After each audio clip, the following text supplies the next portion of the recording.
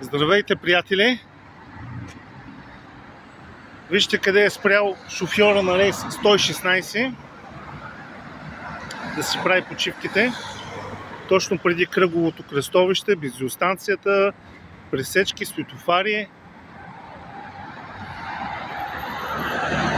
Получават се задръствания зад него. Аз съм вече повече от 25 минути на спирката. Рейс няма.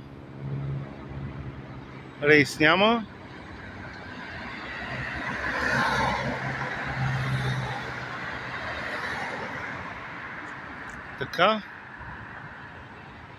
Ето, вижте ги.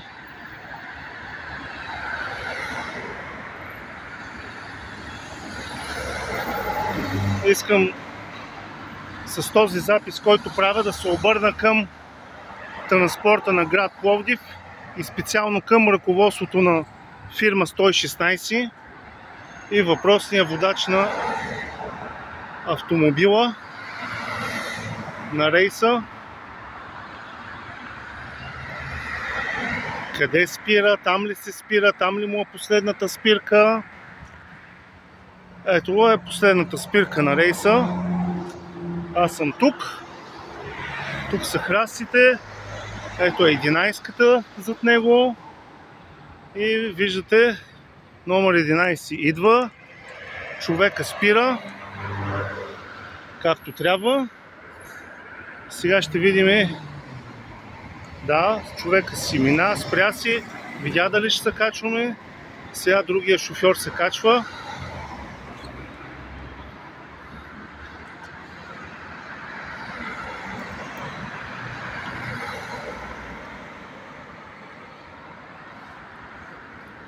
Значи, може би повече от 25 минути съм на спирката.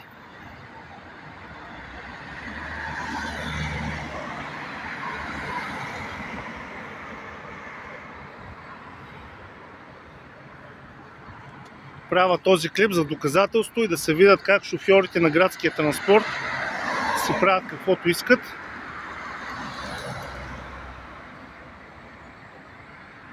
Специално този е познат. Казва се Тенчо. Шофьора на зеления автобус.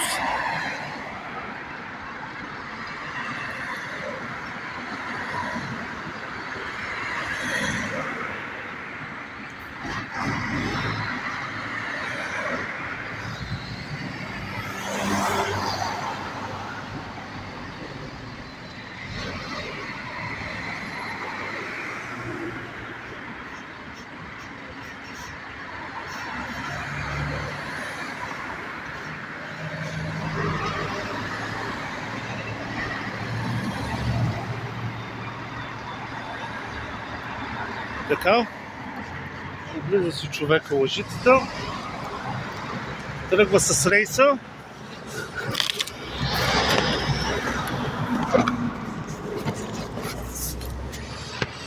И сега ще видим дали ще спре на спирката да се кача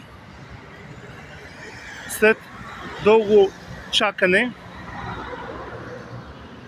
Ето го, рейса е там, на кръговото.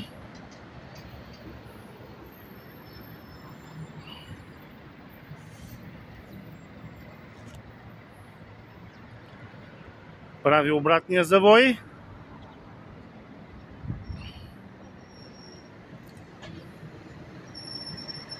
Така. Тръгна от тук. Там.